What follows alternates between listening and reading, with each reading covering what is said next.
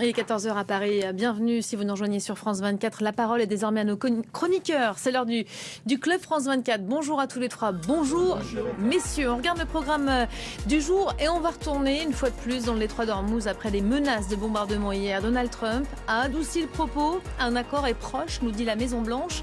Un accord, vraiment, mais profitable à qui? On va poser la question à Gauthier Rawinski. Bonjour Gauthier. Je pourrais vous retourner à la question, mais profitable finalement aux deux. Si on arrive à quelque chose de cet ordre-là, ça voudra dire que les deux, pour des raisons différentes que nous verrons, ont intérêt à cela.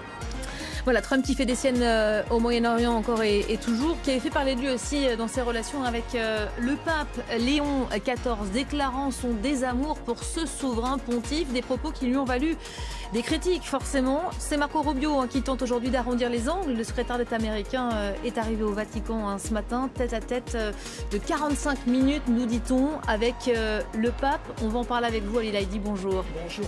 Bon, la question est très large, mais elle est très importante. C'est qui du Vatican ou de la Maison-Blanche est le mieux placé pour invoquer Dieu dans les affaires internationales. Voilà, et puis historique, magique, les Parisiens affronteront bel et bien, et oui, ils respirent, Ali Laïdi, Arsenal. Ce sera en finale de la Ligue des Champions le 30 mai prochain, pas avril. Bien sûr, le PSG qui s'est qualifié hier soir face au Bayern. Vous voyez, Gauthier s'était trompé hier, Benoît. Et ces Parisiens qui ont passé effectivement ce dernier obstacle qui leur barrait la route de Budapest, où se déroulera cette finale donc face aux Gunners, finale inédite de la Ligue des Champions le 30 mai prochain. Voilà, dès 18h, je faisais référence évidemment au pronostic de Gauthier Rawinski qui n'avait pas vu venir la victoire de Paris. Vous avez le programme du jour, vous restez avec nous, c'est vendeur tout ça. C'est parti, le Club France 24, on y va.